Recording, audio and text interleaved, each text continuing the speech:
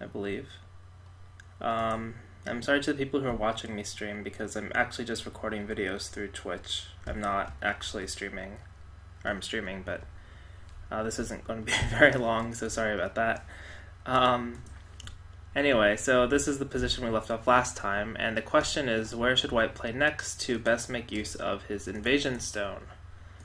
Well, we could look at some easy, like your first instinct moves would be to push out.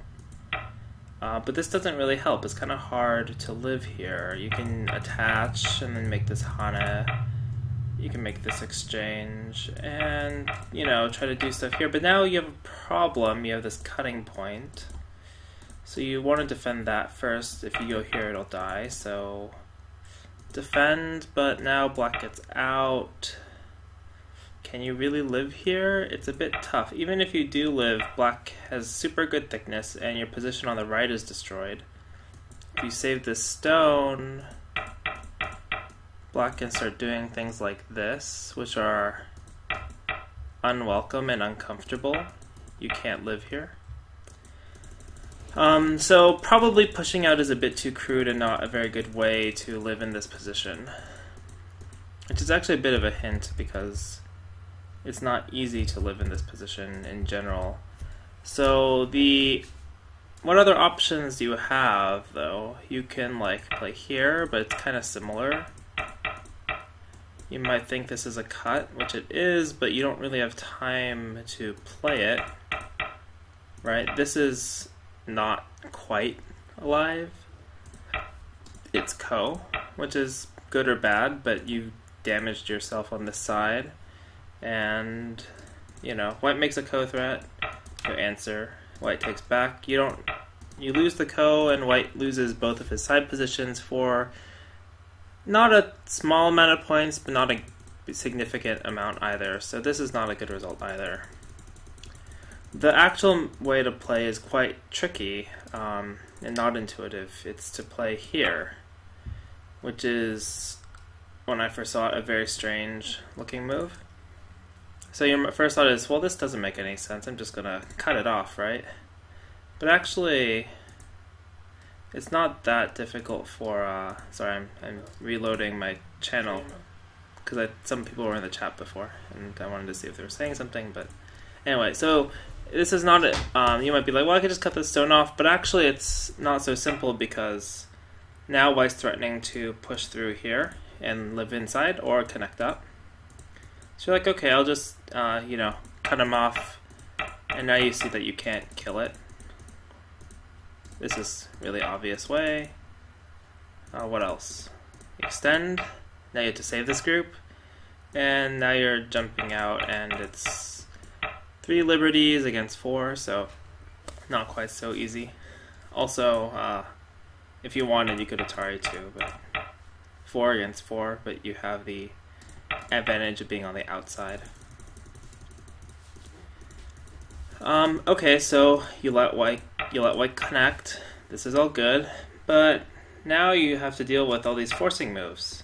Oh, that's threatening. This is threatening. That's threatening. Yeah, you only ended up with 13 points in here. Not a great result. If 13 points, right? You still have these Sente moves, or from the other side. So that's not too great. Okay, what if I don't play anything? What if I just take the stone? It's actually not that hard to make life in here. This would be Ko. You could also just jump here. And then I believe you play here. And you can make life. What else? Well, the really hard versions are a bit more tricky. For example, what if black plays here? Or let's do that one last. What if black plays here? White actually responds here, which to me is a little bit unintuitive, but the idea is really simple. You connect this way. You connect this way. Playing an Atari doesn't help because you still have to come back to defend it or connect. Same with the other Atari. So this doesn't work. Pulling back one space further, not that different than the attaching version. Kicking is a little tricky. If you think you're just going to extend, then now white is in a bit of trouble. It's hard to make life in this shape. right? But white can play more flexibly by playing here. If black cuts, white cuts, and now there's no good way to deal with this. Black Ataris, then you can, sorry, not there, just push out. But you notice that because of this cutting point, you can't really Hane. And so if black just goes here, white will run, and black has the burden of always having to worry about this cut. And these two stones are separated, so this becomes a very big fight, but it's good for white. Okay, what else? Oh, the one that I said was difficult is here. It's been a while since I actually played or looked at this, but I believe it's Ko.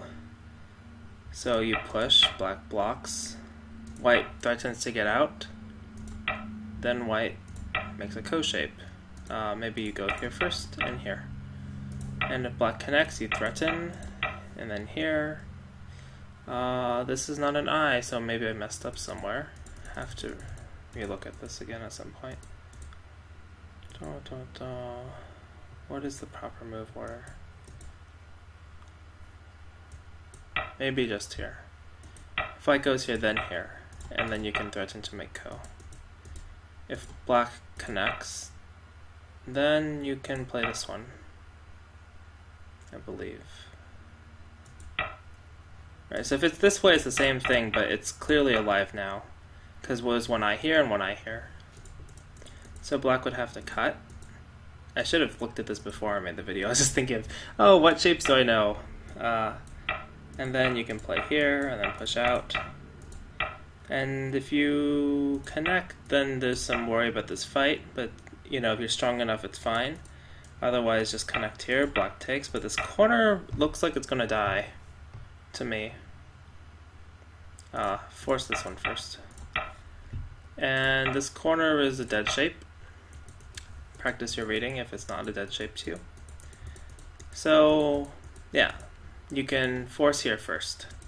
Of course, the advantage of this exchange is now white can wait for when this Ko is good for him. He doesn't have to do anything. This exchange loses you no points, right?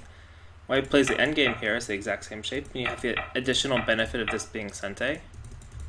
And if black plays the endgame here, then, you know, these are both inside, so this is a, you don't lose anything as white. So it's a really good exchange.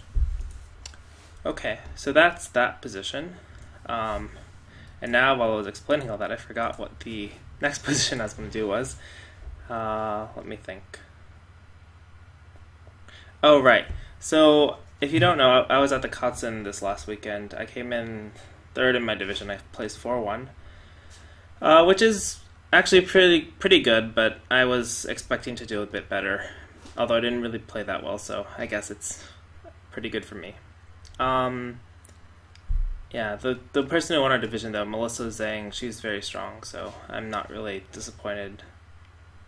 Like, she deserved to win. She was very strong.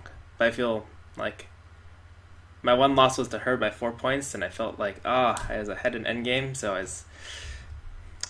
it hurts. Anyway, while I was there, I was also teaching or giving comments to a lot of friends or new people I met. And this shape, for some reason, came up a lot over the weekend, this approach and then nice move response. So the first thing I'm going to say is the games that I saw, white played this one a lot. And this is a very bad move. This because black can kick, and now white is over-concentrated. White would normally like to play this move one space further back, or high. So this results locally very good for black.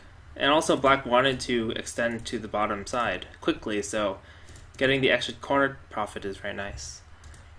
But we don't see this nice move response very often these days in professional games. You do see it, but it's kind of rare. So I'm going to give a few moves a setup, and then I'm going to add some moves on the board first, before asking you what you think the next move should be. Let's make it like this. Maybe it would have been good to reverse the colors. It's okay. Do it like this. So, the question is, where should white play next? and I'll see you next time.